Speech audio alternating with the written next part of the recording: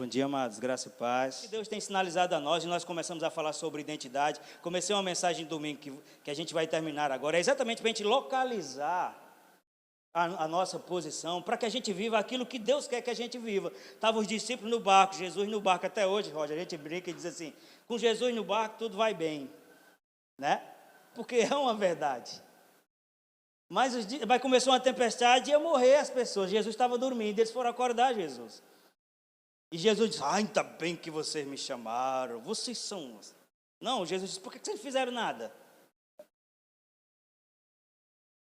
Porque o problema, agora eu vou filosofar, né? Redundância. O problema não é o problema, é como a gente reage a ele. Você está comigo? E essas coisas que a gente tem aprendido, amado, sobre quem nós somos, é exatamente porque sem entender quem nós somos em Cristo, é só você olhar para a sua própria vida, e eu olho para a minha, e entender quem nós éramos sem Cristo, o nosso nível de sucesso, o nosso nível de avanço, de crescimento, sem Ele, antes de tê-lo. É só a gente pensar como era e como é agora. Então, sem Ele é só derrota, ou fingimento, ou mentira, ou transferência de responsabilidade, é por causa disso, é por causa daquilo. Então a gente tem aprendido sobre identidade, exatamente para a gente saber quem a gente é nele, porque Jesus disse, sem mim nada podeis fazer, mas Paulo disse, tudo posso naquele que me fortalece. Amém? Então é para você entender que a nossa condição de poder é por estar nele. E eu disse no começo dessa série que quando Deus foi, vamos dizer assim, autorizar, se é que eu posso usar essa palavra, Jesus, para ele entrar no ministério mesmo de forma específica, na prática dos milagres, na prática do ensino e tudo que ele fez nos 3 anos e meio, ele não fez uma lista dos dons, das qualidades, das coisas que Jesus sabia. Não, Deus disse, esse é meu filho. Então ele queria que ele soubesse quem ele era, porque é sabendo quem você é, que você vai saber aquilo que você pode fazer. Amém? É sabendo quem você é que você vai saber aquilo que você pode fazer. Na maioria das vezes, amados, aquilo que se opõe a nós é maior do que nós, naturalmente falando. Sozinhos, a menor coisa que se levantar contra nós pode ser que nos derrube. Sabia disso? Agora, quando nós estamos conscientes de quem nós somos em Cristo, você vai andar por fé sem ter medo das pessoas dizer, está sendo presunçoso, está sendo isso, está sendo aquilo. E já vou vacinar também. No dia que você despontar em fé, vai aparecer alguém dizendo que você está querendo ser o bonzão, querendo ser o melhor, porque são esses que não conseguem crescer e se incomodam com quem cresce. Você está comigo? Então nós começamos a falar domingo passado, né, continuando a falar sobre identidade, e o teor, pelo menos a espinha dorsal da mensagem, era exatamente entender, porque mesmo nascido de novo, mesmo depois de estar no ambiente da vida com Deus, tinha coisas que não estavam acontecendo como deveria ser, ou a gente não estava usufruindo da vontade de Deus, que é boa, perfeita e agradável. Lembra que nós falamos sobre isso? E aí a gente leu como base 1 Tessalonicenses 5:23, que diz que o mesmo Deus da paz vos santifique inteiramente, e que o vosso espírito, alma e corpo sejam guardados íntegros. A revelação que todo crente precisa entender é que ele recebe um milagre no novo nascimento, quando ele nasce de novo. Seu espírito humano é recriado, foi o que nós falamos domingo passado. Você está comigo? Mas a sua alma, que é a sua mente, a sede das suas emoções, que, diga-se de passagem, é muito importante, faz um link com o espiritual. A sua alma carrega todos os resquícios daquilo que a gente era antes.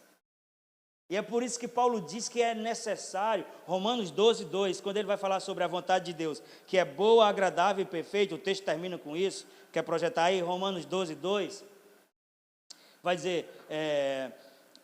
o 1 vai dizer, rogo-vos, pois, irmãos, pela misericórdia de Deus, que apresenteis os vossos corpos como sacrifício vivo, santo e agradável a Deus, que é o vosso culto racional. Quando chega no 2, eu quero que, se tu puder, use NVI.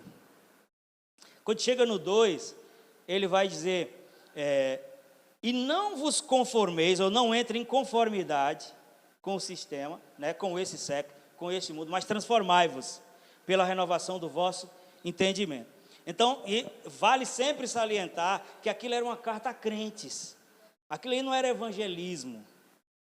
Era uma carta que tinha um teor de edificação. Não se amoldem ao padrão deste mundo, mas transformem-se pela renovação da vossa mente.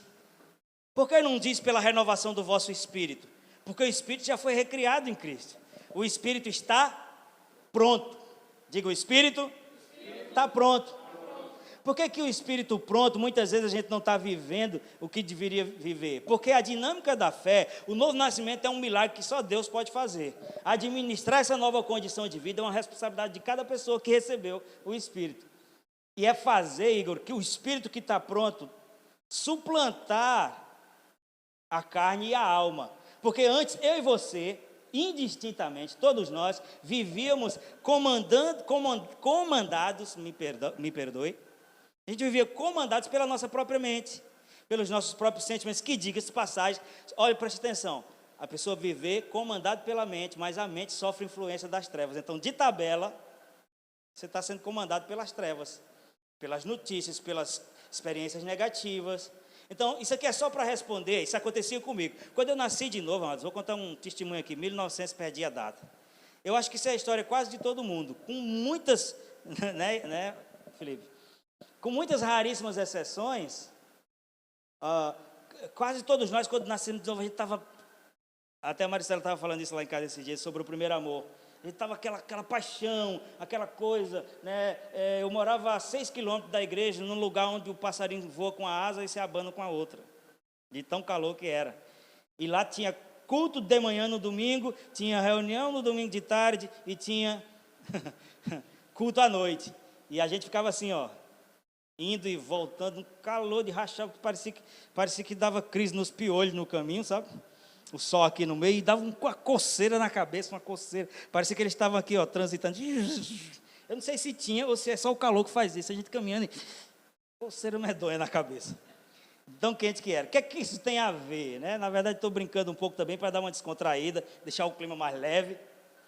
Mas o que é que isso tem a ver? Mas eu estava tão apaixonado por Deus, eu queria tanto aquilo, que não tinha esse negócio, é longe, estou a pé, não tenho o que fazer. Não, a gente fazia mesmo, a gente se entregava. Agora, eu vivia um conflito, mas eu acho que era só eu no mundo.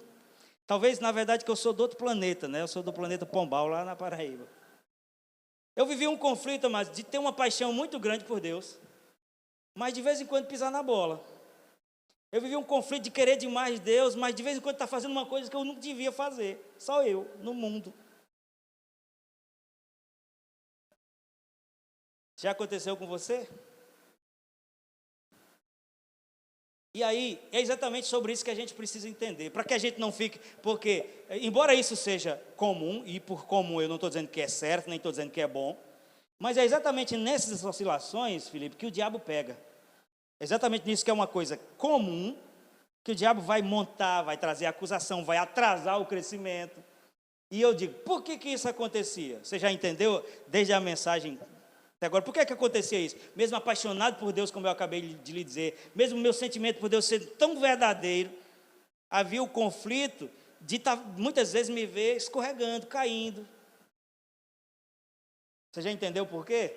Porque mesmo sendo nascido de novo, mesmo sendo nova criatura, as coisas velhas já passaram, tudo se fez novo. Isso é no ambiente do Espírito. A alma continua carregada das mesmas inclinações. E nós aprendemos aqui que conversão não é o dia que você recebe Jesus, ali é o dia que você creu, que você foi salvo. Conversão é o processo que acontece à medida que a gente se expõe à palavra, para que os valores de Deus comecem a substituir os valores que a gente tinha antes. Tempo de igreja nem sempre quer dizer crescimento na fé. A Bíblia usa um termo que é neófito. Quando fala sobre o serviço, nós estamos arregimentando novos diáconos. Quando a Bíblia fala sobre o serviço, ele diz, quando você botar um diácono, que ele não seja neófito. A expressão neo quer dizer novo, né? A etimologia dessa palavra, e essa restante da palavra neófito quer dizer novo na fé. E aí a gente diz, a gente acha que novo na fé é só quem tem pouco tempo de crente, ou talvez quem tenha pouca idade. Mas novo na fé é todo aquele que não cresceu. Novo na fé é todo aquele que não desenvolveu. Você pode ter 30 anos de crente e se os olhos espirituais das pessoas se abrissem, literalmente, aí ia ver aquele irmãozão entrando de fralda, uma visão espiritual. Quantos anos você tem, irmão? 40. Ah, mas você não devia botar o dedo na boca. Então eu vou dizer à minha mãe. Quantos estão entendendo? Está na igreja, e eu digo mais, pessoas salvas, pessoas que se morrerem vão para o céu porque creram em Cristo. Mas não estão desenvolvendo, não estão crescendo, estão na primeira infância. Por quê? Porque não é nascer de novo que vai fazer você crescer espiritualmente, é o que você faz depois, com as condições que Deus te deu. Porque antes a gente era uma casa cheia de demônio, agora é uma casa cheia do Espírito. Antes a gente era só um corpo velho carregando um monte de demônio, agora é um corpo que, embora continue velho e um dia vai ser transformado, mas agora é casa de Deus. Amém. Você está comigo, amados? Então a gente tem que entender essas coisas. E você é um privilegiado de estar aqui nesse culto pequeno, até recebendo uma chamadinha de vez em quando, né? Porque a gente é pai também. Mas você é um privilegiado, você está ouvindo uma palavra que pode, eu não vou dizer vai, porque vai depende de você. Depende de mim, mas uma palavra que pode lhe estabelecer na sua fé, que vai impedir que você fique oscilante na fé. Preste atenção numa analogia que eu vou trazer agora, para a gente, eu quero pregar ainda menos do que eu preguei da outra vez, para a gente cear daqui a pouco, mas, porque se você entender o básico do que Deus quer hoje, já está bom, a gente pode continuar outro dia, mas eu quero trazer para você entender uma analogia, Daniel, de uma árvore. Visualize aí na sua mente uma árvore completa, uma árvore completa, visualize aí, e aí eu vou lhe ajudar a criar essa imagem, né? Desde do solo, embaixo do solo, uma árvore, não é uma árvorezinha qualquer, tá? Vamos pensar numa árvore grande, o que é que tem na árvore embaixo do solo?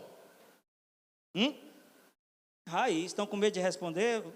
Não é cenoura não, se fosse cenoura aí eu tinha dito, pensa numa cenoura, então não foi isso, uma árvore, do solo para baixo, o que é que ela tem? Raiz, certo? Aí depois tem o caule, ou tronco, como queira. Depois do tronco tem o quê? Os galhos, ou ramos, como queira. E depois dos ramos, olha, essa irmã é eficiente. Raiz, caule, galhos, e depois, falando numa árvore frutífera, depois fruto. E aí eu quero que você receba isso com seu espírito, amados. O que causa tanto conflito, o que faz com que às vezes a gente dê um passo para frente e dois para trás, é que a gente está querendo colher um fruto diferente. Preste atenção, a gente quer colher um fruto porque está dentro da igreja, diferente da raiz. Isso não vai acontecer. E agora, só para você entender, a raiz é o nosso sistema de crença. Diga, a raiz é o nosso sistema de crença. O seu sistema de crença não é apenas aquilo que você aprendeu da palavra. Não, o seu sistema de crença é aquilo que está enraizado desde que você é gente. Desde quando você ia dormir, isso acontecia comigo pelo menos, quando a gente era criança, morava na roça, sem água encanada e sem luz elétrica, 1900, né? Guaraná de rolha. A minha mãe, coitada, que ela não ouça essa ministração, com pouco entendimento que ela tinha, elas cantavam uma música que a gente ficava apavorado. Show, show, pavão. Isso botando o menino para dormir. Não, boi, boi, boi. Aqui não canta isso, né? Graças a Deus. Boi da cara preta. Ninando o menino e falando boi da cara preta. Eu ficava logo pensando num boi da cara preta. A gente dormia de rede, né? Mas isso é muito comum no Nordeste. Quando ela começava a cantar boi, já fechava a rede aqui, ó. E ficava dizendo que o boi da cara preta não venha. E tinham que dizer assim, show, pavão, sai de cima desse telhado. Aí eu digo, meu Deus, tem um pavão em cima do telhado. E eu lá sabia, nem sabia o que era pavão. Mas quando terminava com ão, a gente já achava que era uma coisa ruim. Pavão, bicho-papão, né? Por aí vai. Mas o que é que eu estou querendo dizer com isso, amados? Parece uma brincadeira, mas o que é que eu estou querendo dizer? É a partir daí que começa a criar o seu sistema de crença.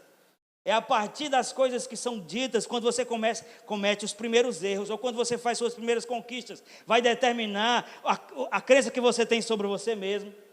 E isso é mais poderoso do que qualquer desejo. Eu posso desejar demais uma coisa e nunca conseguir aquilo, porque o desejo por si só, ele não é suficiente. O desejo é muito importante, as coisas começam a partir do desejo, de querer. Agora, só o desejo, se você falar com as pessoas sobre bom sucedimento na vida, todas elas desejam isso. Até aqueles que criticam, se você perguntar, você queria ter muito dinheiro, ele vai dizer sim. Ah, pastor, mas dinheiro não traz felicidade, então me dê todo o seu dinheiro e seja feliz. Brincadeiras à parte, amado, a gente precisa entender essa dinâmica, porque em Mateus no capítulo 4, quando Jesus, estamos falando de começos aqui, Jesus veio trazer uma nova era, uma nova dispensação, a dispensação da graça. Ele veio trazer uma dispensação onde ele pregava amor, num ambiente onde todo mundo era inimigo, mais ou menos como está fazendo agora, particionando a sociedade em grupos, era fariseu, saduceu, não sei o que mais aí tinha samaritanos, e eles estavam, Roger, sempre se odiando, estava sempre querendo. Aí Jesus disse, o que eu vim trazer para vocês é, ame o seu próximo como assim, um novo mandamento vos dou, que vos ameis uns aos outros. É a coisa mais estranha, eles estavam mais acostumados com os primeiros mandamentos, que era, ame o Senhor teu Deus sobre todas as coisas, e a teu próximo como a ti mesmo. Agora Jesus estava dizendo, um novo mandamento vos dou, que vos ameis uns aos outros. Ele não diz mais nem aquele padrão passado. O padrão passado era, ama o teu próximo como a ti mesmo. Mas tem gente que nem se amava como era que amar o próximo. Mas agora o padrão que Jesus estava dizendo, e ele resumiu, ele diz, toda a lei se resume num mandamento só. E esse mandamento é o amor. E ele disse, ame o seu próximo. Ele não disse, ame o seu próximo como a si mesmo. Ele disse, um novo mandamento vos dou, que vos ameis uns aos outros, como eu vos amei a vós. Aí você pergunta, como é que Jesus nos amou? A Bíblia diz que ele se entregou e deu a vida por nós. Como Jesus nos amou? Esperando que a gente fizesse tudo certinho para ele dizer, eu te amo. Esperando que a gente ficasse puxando o saco dele, que a gente fizesse sempre o que ele quisesse ouvir.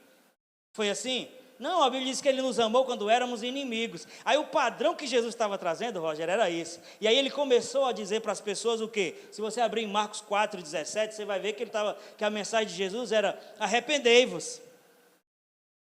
Só que o homem, amado, isso é uma riqueza. Se você entender isso, o homem pegou, converteu para o conceito da religião. Essa palavra grega que é metanoia. 4. Então acho que é 4. Um pouco antes, 13, eu acho.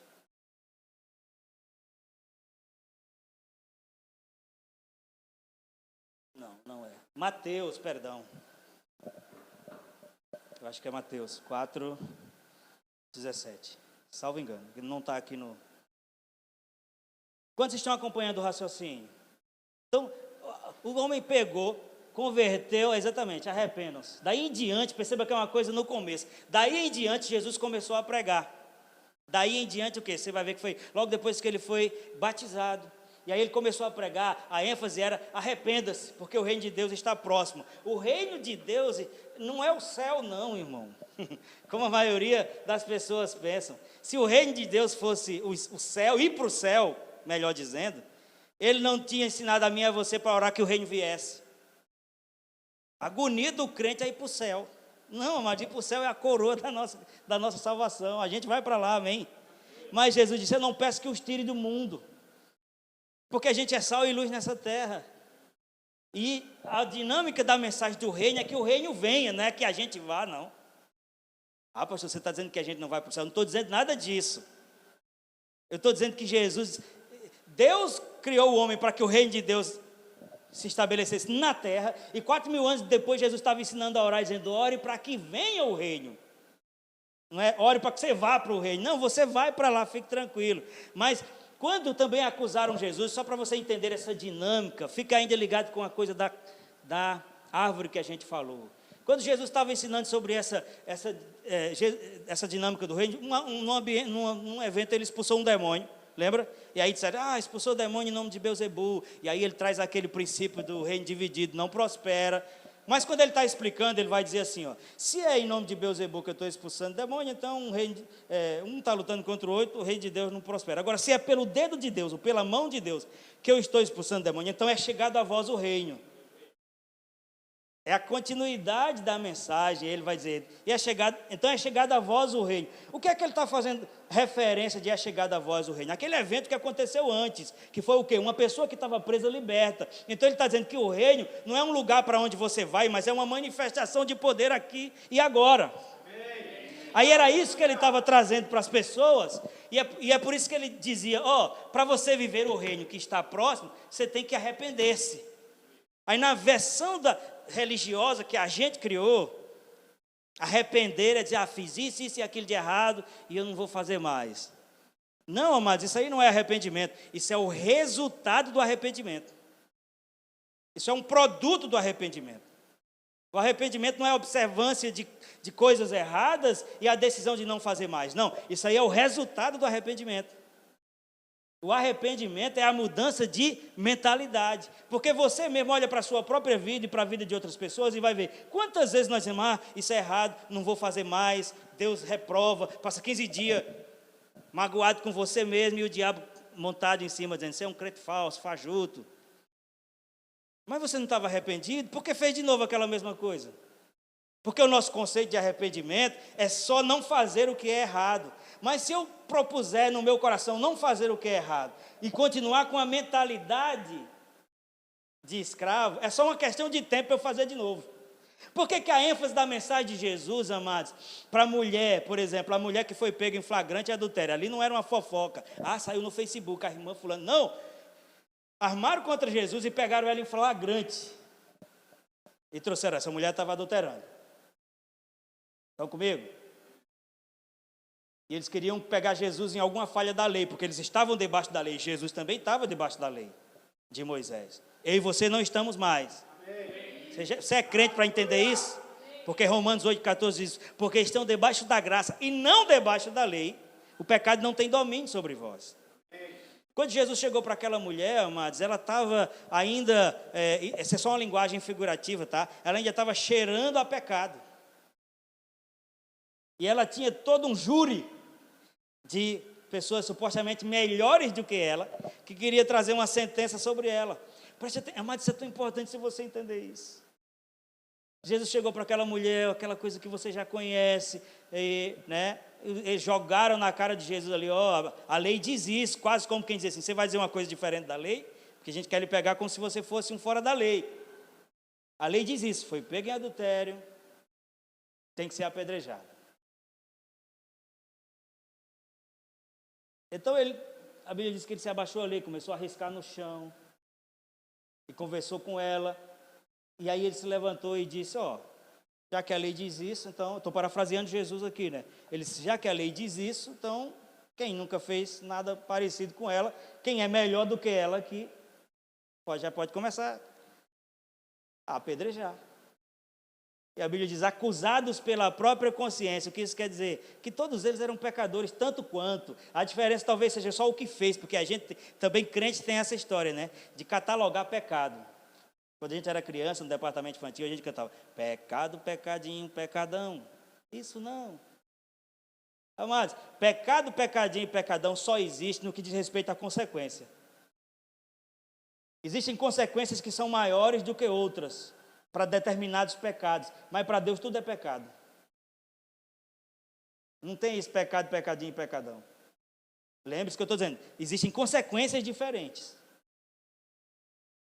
Tipos de pecados produzem tipos diferentes de pecado, produzem tipos diferentes de consequência. Mas tudo é pecado. Então a Bíblia diz que acusados pela própria consciência, eles foram saindo, e a ponto de não ficar nenhum. E aí Jesus volta a falar com ela e diz, mulher, cadê seus acusadores? Eu acho que quando ela ia responder, ele fez uma segunda pergunta, ninguém te condenou?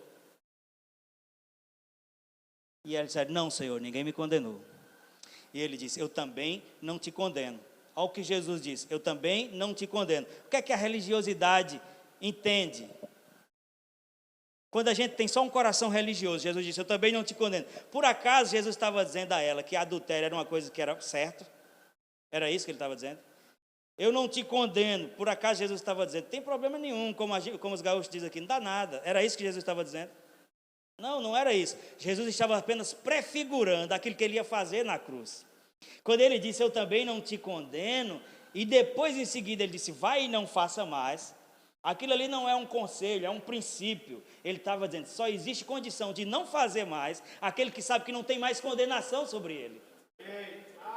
Ali Jesus estava prefigurando o que ele ia fazer, eu não lhe condeno. Ele estava mostrando que mais um pouco ele ia se cumprir o que diz em 2 Coríntios 5, 21. Aquele que não conheceu o pecado, Deus o fez pecado por nós, para que nós fôssemos feitos a sua justiça. Justiça é o contrário de pecado. Justiça é uma vida isenta de culpa, de acusação. E nem eu, nem você, nem ninguém teria condição de atingir isso como uma conquista, não. Então Jesus veio, fez e deu. Quando ele disse, eu também não te condeno, ele estava dizendo, eu sou o único que tenho condição de fazer isso, mas eu vou pagar por isso que você fez, para que você... Você entende, amados, que se a gente não mudar a mentalidade, que o sistema de crença, que é a raiz, não vai sair um fruto diferente, não.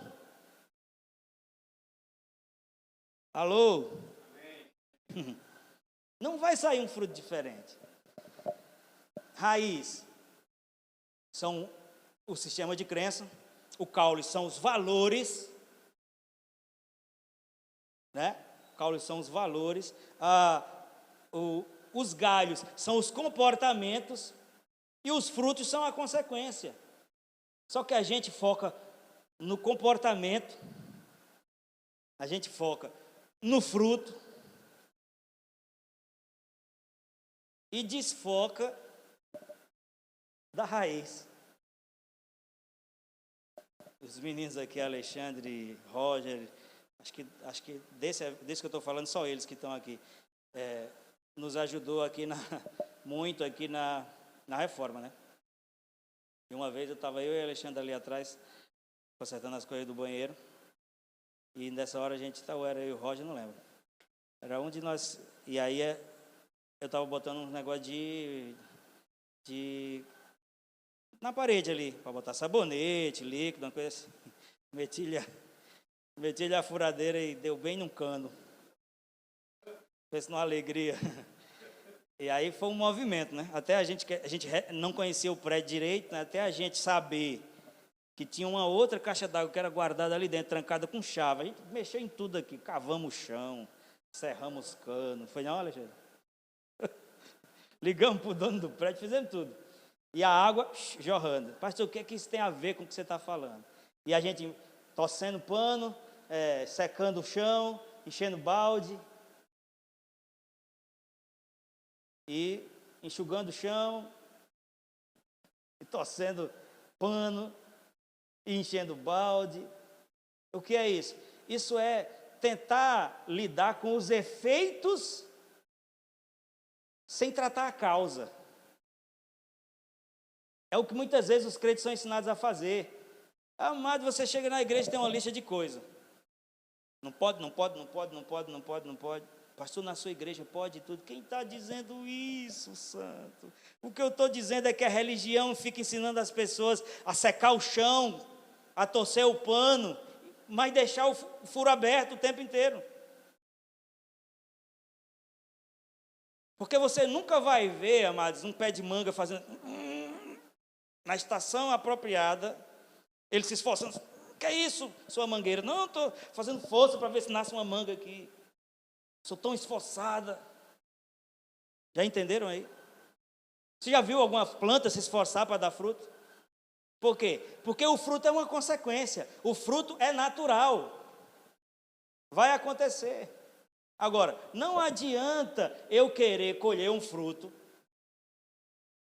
diferente daquilo que está na raiz.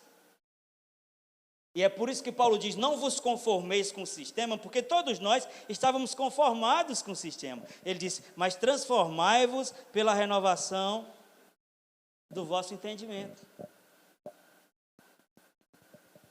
Você está aqui, irmão? Eu já posso parar? Amados, não sei, a percepção que eu tenho no meu coração hoje é um pouco diferente da que eu tive. Não sei se é porque hoje tinha todo um ambiente de ser rápido, fazer as coisas, botar em ordem, nem tudo funcionou como deveria, mas ou eu estou sendo muito humano e querendo fazer o papel do Espírito Santo, achando que você não está compreendendo. Mas, amados, talvez a gente criou uma mentalidade que o ambiente do culto tem que ser algo que sempre promova um movimento. Mas melhor do que ter momentos de mover é ter uma vida constante no Espírito. E isso que a gente está falando é exatamente o que dá base para essas coisas. O que eu tenho mais visto, amado, nesses anos, tanto de ministro como de crente, é uma igreja cheia de pessoas vazias. Então elas se contentam de ter movimento, barulho, e eu gosto de movimento, gosto de barulho, eu não estou aqui sentenciando nem dizendo o que é melhor, o que é errado, não, eu estou só dizendo que uma coisa não pode substituir a outra. Muitas vezes Jesus diz, faça isso, sem deixar de fazer aquilo, porque a gente tem essa mentalidade, ou é uma coisa ou é outra, e não é bem assim, não no que diz respeito às coisas de Deus. Então Deus falou conosco sobre, sendo um, seremos muitos. Deus falou conosco sobre a gente só vai poder fazer o que Deus quer que a gente faça se a gente for quem Ele quer que a gente seja. Ó que chave. Nós só vamos poder fazer o que Deus quer que a gente faça se a gente conseguir ser aquilo que Ele quer que a gente seja. E para ser o que Deus quer que a gente seja, amados, Ele já provisionou todas as coisas. Aí vai depender de mim e de você crer, receber e desenvolver essas coisas. Porque quando Paulo diz, transformai-vos, ele atribui a nós esse papel, mas ele não diz a partir do seu esforço, a partir da sua capacidade. Não, o recurso foi dado, é a partir da palavra. Depois ele vai dizer lá em Efésios que se revistais do novo homem, que se renova segundo Deus em verdadeira justiça e santidade, ambas provenientes da verdade, ou seja, essa transformação, ela é proveniente da verdade. O que é a verdade? João 17. Santifica-os na verdade, a tua palavra é a verdade. Então essa transformação não é a partir do nada, é da palavra. Amados, as igrejas estão enfraquecidas por quê? Porque elas estão na nova aliança falando o tempo inteiro da antiga. Ah, pastor, você não prega sobre a antiga aliança. Se você está nessa igreja, você sabe que eu prego. Mas não bota o crente para o Antigo Testamento, não. Porque a igreja é uma coisa. E a antiga aliança é outra. É outro tempo, é outra dispensação, outra condição. Você está comigo, amados? E é isso que faz com que a gente tenha uma vida meia boca, porque nós estamos salvos. Se Jesus vier agora, ou se a gente morrer, vamos para o céu, amém, glória a Deus, aleluia. Mas se a gente não renovar a mente, a gente não vai experimentar aqui. Se a gente não for renovado no nosso modo de pensar, a gente não vai usufruir. O que Jesus estava querendo dizer para aquela mulher é que só tem condição de viver uma vida sem reincidir nos mesmos erros se a gente reconhecer que fomos justificados. E como é que uma pessoa vai entender que foi justificada se ela passou a vida inteira tentando acertar e não conseguiu? Se a consciência de justificação dela é a sua própria performance, é até onde ela pode ir com os próprios pés, então ela não vai se sentir justificada nunca. Porque o que é que diz Romanos 5,12? Coloca aí para a gente ler junto e encerrar. Eu não li nada do que estava aqui. Hoje foi, mas já estamos dentro do tema, daquilo que Deus está nos ministrando. Romanos 5,12. Portanto, da mesma forma, como o pecado entrou no mundo por um homem, quem é esse homem aqui que o pecado entrou no mundo? Adão, glória a Deus que os irmãos sabem. E pelo pecado entrou o quê? A morte. Então a morte não é só a morte física, é tudo aquilo que é derivado do pecado. Tristeza, doenças, perdas e por aí vai. Próximo versículo.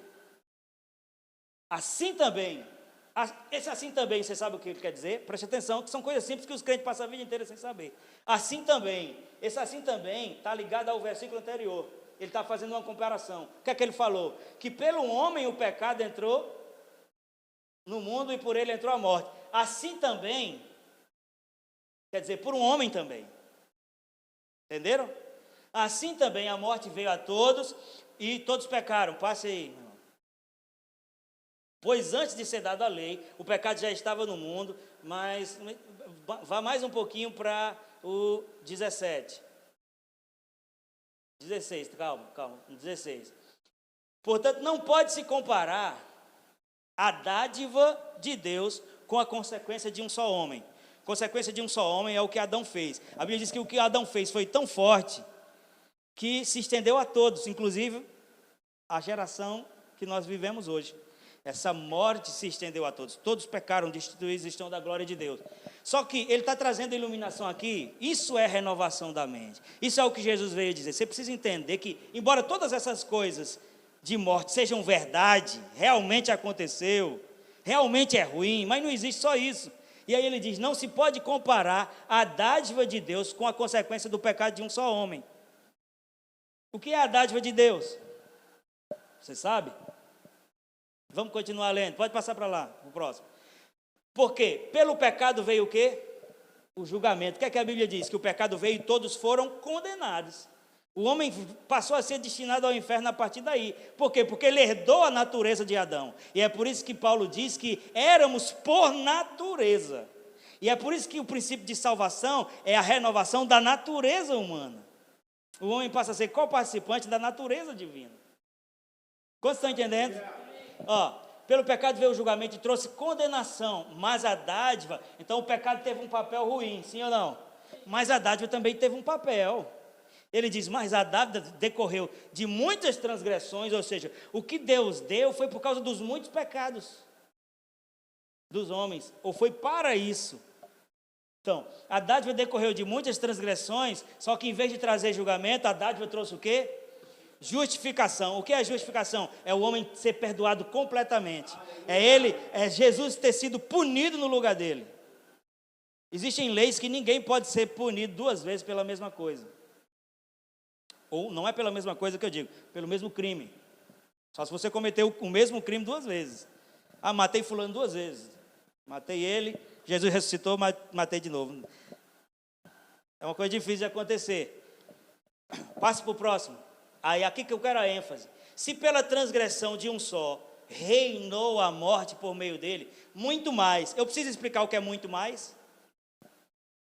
Porque o que ele está falando é, o que Adão fez é muito ruim, se estendeu a todos, fez a morte entrar no mundo, fez haver separação entre as famílias, o homem se destituiu da glória de Deus, sua natureza foi perdida, mas ele diz muito mais.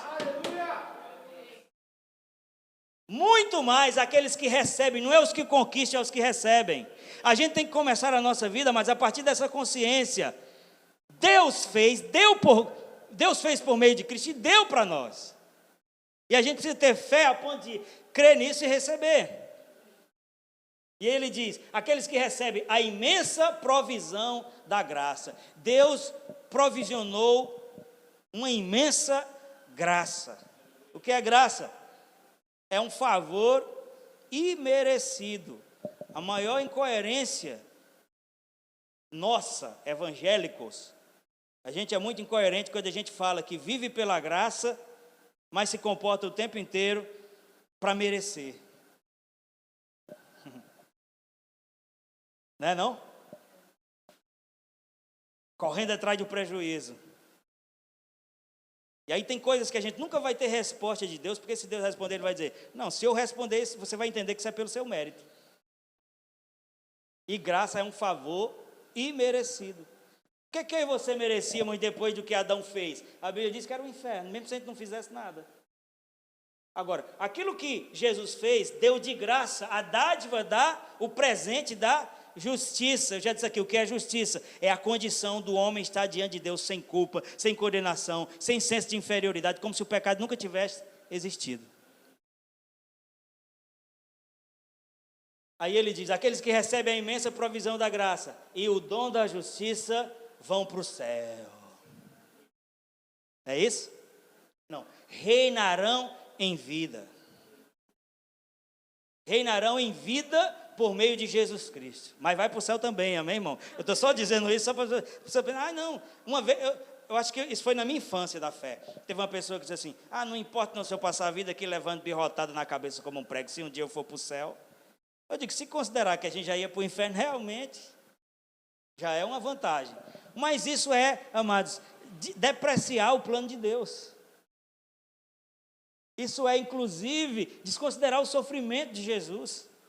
Porque pela perspectiva da substituição, porque a Bíblia diz que Jesus é o cordeiro substituto. Eu preciso explicar o que é substituição? Diga, Jesus é meu substituto.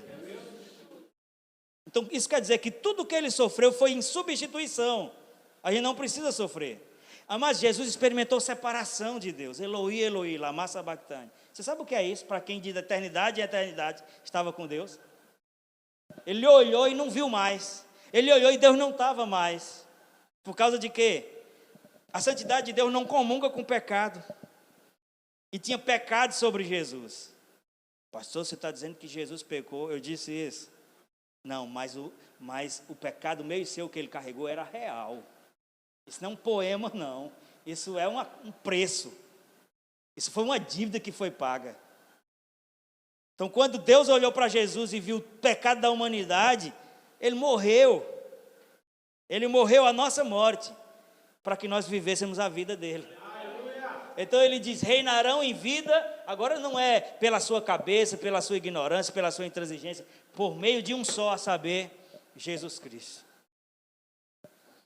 Então é bom demais estar no ambiente da igreja, é bom crescer junto aqui. Tem muitas coisas que, por natureza, você já percebe que não tem mais nada a ver com essa sua nova vida. Agora,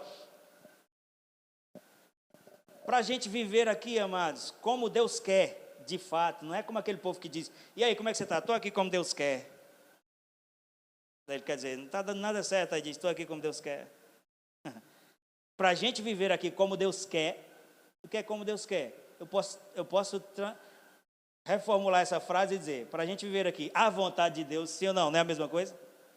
Que, diga-se passagem, é boa, perfeita e agradável. Paulo diz, e não eu, e Paulo foi a pessoa que recebeu o Evangelho por revelação do próprio Cristo, escreveu 70% do Novo Testamento. Paulo diz, não eu, que para experimentar aqui nessa terra é preciso renovar a nossa mente. Para que experimenteis, transformai-vos pela renovação do vosso entendimento, pela renovação da vossa mente, para que você possa experimentar a boa, agradável e perfeita vontade de Deus. Isso é Evangelho, Igor. Evangelho não é dizer, não pode raspar o sovaco, o cabelo está grande, não pode vestir isso. Não, amados, qualquer pessoa que tem o Espírito Santo de fato dentro, não vai se vestir de forma que escandalize o reino, nem que provoque pecado nos outros. Você nunca vai me ver aqui gastar o tempo precioso da palavra dizendo às pessoas o que elas têm que vestir. Pode até ser que um dia eu lhe chame no gabinete e diga alguma coisa sobre isso, mas o meu púlpito é para falar sobre Cristo e sobre a obra dele. Porque uma pessoa nascida de novo, ela sabe que a natureza dela não se conecta mais com algumas coisas. Aí eu sou crente em Jesus, amo o Senhor, mas eu gosto tanto de Anitta.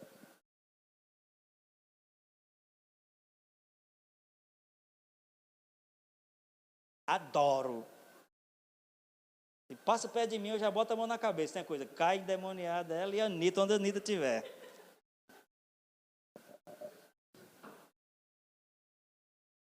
Fique de pé.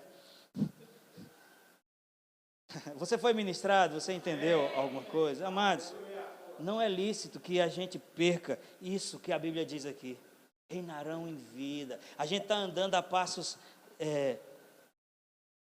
piado. Aqui não usa muito essa expressão. Lá no Nordeste usa. Um cavalo, para ele não ir longe, deve ter outro nome aqui.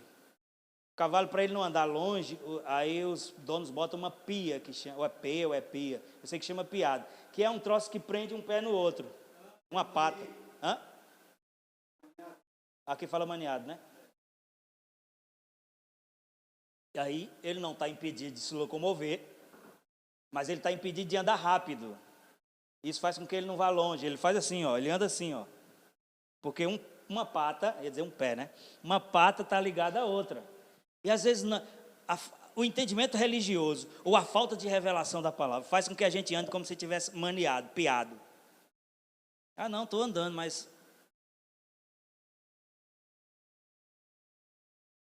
Eu sei que a coisa principal é ser constante, a Bíblia diz, sede firmes e constantes. Mas a Bíblia também fala sobre uma carreira. Amém?